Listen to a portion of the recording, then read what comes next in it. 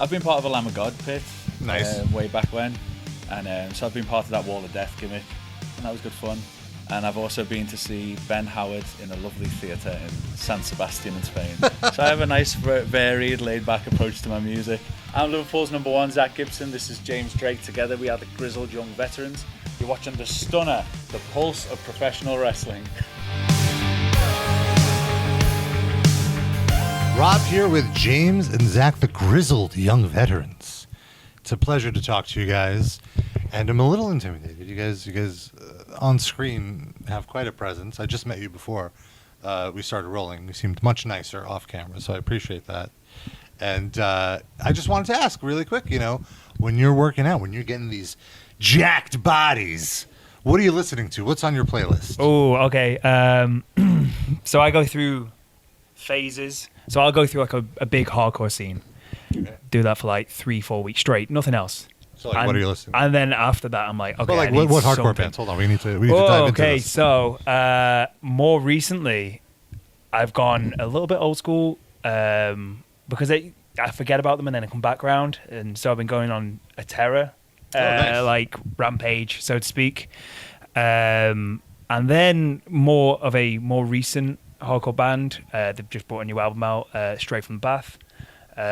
Most recent album is brutal. It's brutal. So like, there's a few people that go to my local gym, and I'm really friendly, but like, a load of them say you don't have a friendly face, and it's because of the music I'm listening to. I'm listening to some of the lyrics in the more recent Straight from the Path album is they're intense, and I'm just like, you're just in the zone. So that's kind of what I'm going to at the moment. But yeah, like I kind of go through phases of bleeding something dry to the point where I'm like, okay, I need something completely different, like a palate cleanser. So one of my go-to palate cleansers would be like drum and bass. Nice. Like British, like drum and bass music. Just kind of like, just to clear the air a little bit before I go back into the heavy side of things. I'm almost certain Zach will be listening to something very different. Yeah. What are you listening to at the gym? I don't know what the fuck you were just talking about, to be honest. So if I'm in the gym, I'm having a lovely old time listening to some Bronny R stomp, imagining that I'm walking my dog through the fields in the UK. A bit of Led Zeppelin. That's probably where I'm at. Okay. Yeah. Led Zeppelin. I love Led Zeppelin. What's your favorite Led Zeppelin album? So I'm just from this, again, if people start asking me like trivia and stuff, I just show myself up. Like, I'm no diehard music fan. I know that's might disappoint a few people, but I just listen to what I listen to. And especially in the modern age, I'm listening to it all on Spotify. So I'm not necessarily going through it by albums. So I honestly couldn't tell you. My dad got me into them. I consume Led Zeppelin in a very different way than he did. And not to sound too Alan Partridge, but I am on Spotify listening to the best of Led Zeppelin. That's fine. I've dug into the deep corners. My uncle plays guitar, and he would regularly play some Zeppelin for us. So like, I'll often hear what he's playing and then go and find what that is. So I have gone onto the B-sides, but yeah, I'm sorry, I'm not going to be able to tell you what album exactly. Did you ever take him into a mosh pit? Did you ever?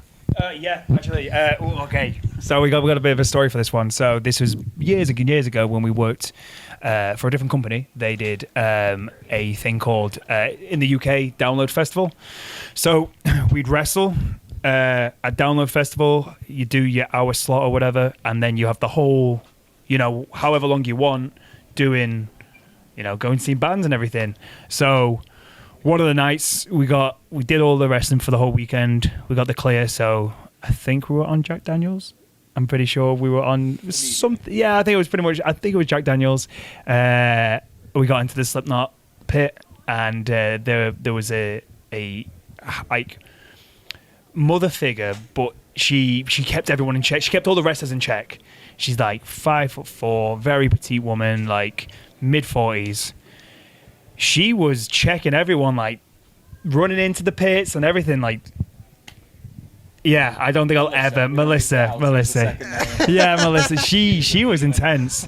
She was intense. Like, she was like getting in there. There's like 6'4" like guys, and she's like fucking barging them, and me and him are like, what the fuck? So I would say that was the time that we got into a mosh pit. and then not so much a mosh pit, but very different music. I think we went to go see Less Than Jake one of the times when we were in the UK. I've been part of a Lamb of God pit. Nice. Way back when. And so I've been part of that Wall of Death gimmick, and that was good fun. And I've also been to see Ben Howard in a lovely theatre in San Sebastian in Spain. So I have a nice, varied, laid-back approach to my music. Spent a lot of my life so laser-focused on wrestling that I haven't had time to fully dig into some other stuff. That's just what it is. So speaking of being laser-focused on wrestling, let's say somebody came up to you and was just like, I'm just getting into wrestling. What are 3 or 4 matches I have to see? What would you tell them? 3 or 4 matches of us, or 3 or 4 matches of from the history of pro wrestling. That's a big, bold, large question. If I say one, and then we can kind of stop. Sure, yeah. All right, okay. Oh, I got two. All right.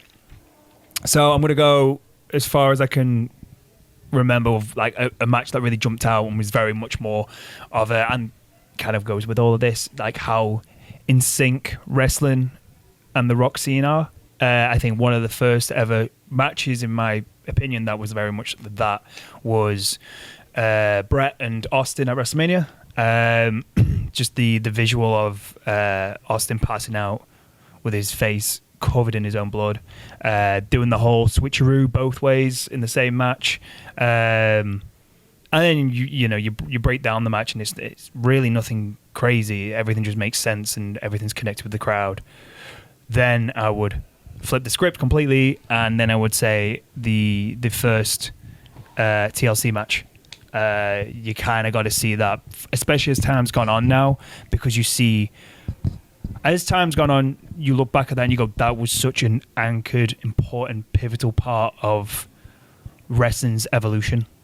It was unheard of. It was not a thing. And then not only was it not a thing, it wasn't like, let's just dip our toes and let's figure out what this TLC thing is. No, it was, let's just go all the way in and figure out what happens afterwards.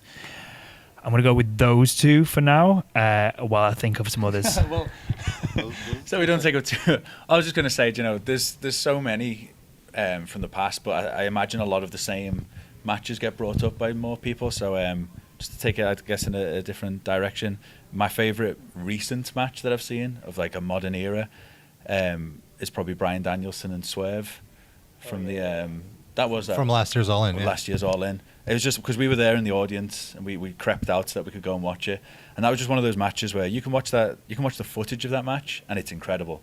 But being there in person, like, it was very punk rock. It was very much like being at a live gig. Everything hit different, and like the emotion, the noise coming from that building, the fact that his kids were on the front row. It was just everything, I think, that makes pro wrestling so unique, all coming together. And for me, that's a bit of a modern classic, that Danielson and Swerve. So nice little something else. I agree. In there. Basically, you can't go wrong with Bryan Danielson. For my money, I think he might be the best wrestler to ever do it. Nice. And so I'm curious, what are your favorite entrance themes, like of all time? Favorite wrestling entrance theme? Putting you on the spot here. Okay, let's go with. You can't beat the classic Hardy Boyz song. Yeah. I don't know who produced that song, but that is money. That was free music. Yeah, it was free music, wasn't it? It's like childhood. 12-year-old me is desperately trying to grow long hair. Well, the thing. So going off that though, not to go on a tangent a little bit, but I was there for when they did the surprise return to WWE, and we were in one of the booths as part of NXT, and just how important it is to have very recognizable music for the character as well. You can't overlook that. Whereas like they weren't there, they actually wrestled the Young Bucks earlier on that day to the point where people just thought they're not there, And as soon as you heard the first 2 beats of da da da da, you literally could feel the whole arena, stadium, rumble, just off those 2 beats. Right. And the Tron didn't even catch up at that point. There was no Tron of them with the Hardys at that point. There's no music. There's no lighting to kind of indicate it was them. It was just that 2-second beat, and the crowd went crazy. So to go off that, I would say, the Hardy. Oh, you got to go with Edge as well. I was just about to say Edge. You have to go with Edge. Like it's to the point now where the Hardys Edge, you can't have them without the music. And I think that's really important because it's the whole package. It's like, again, let's go watch Slipknot, and then you go, but they don't have the masks today. It's like, it's the whole show part of it, you know? It's not just he's a wrestler, it's the production of it. And I think those also, two... you can go to an Alter Bridge gig, and as soon as they play that song, all of the Adam Copeland fans, Yeah, they all come up. Yeah, you can spot the wrestling fans a mile off. Yeah. That song is awesome. And then again, the impact that music can have on wrestling and how synonymous it is with itself. I'm a huge Nigel McGuinness fan. I've stolen almost all of his moveset at some point throughout my career. I just always respected his work so much, and then again, being part of that Wembley show and getting to see him make his return. But not only that, the fact that they had gone that extra step and they had got the Oasis track from Slipknot too. Yeah. That was money. That was goosebumps. And just to go off that as well, like Nigel hasn't been an active wrestler to that point for a decade or close to a decade at that point. So how quickly media is consumed and how quickly wrestling, so to speak, moves on, for that music just to start and that reaction that Nigel had before he came out, it says everything about how important it is to have, the wrestling persona and the music to be in sync, Yeah. It's one thing that I think AEW actually do really, really well. Yeah. In the modern, they're miles ahead of some of the, I don't want to get too political with it all, but I just think AEW have just done great with, like Darby Allin's music, Orange Cassidy's music, Copeland's music. Like, this show feels, for lack of a better term, it's just cool. Yeah, I want to hear it's this cool, music when I watch my wrestling. That's what I grew up with. So I always appreciate that attention to detail that AEW has. Yeah. You have way more takes about music than you do. He does. Who knew? Humble, that's what it is. Now he's going to tell you his favourite album.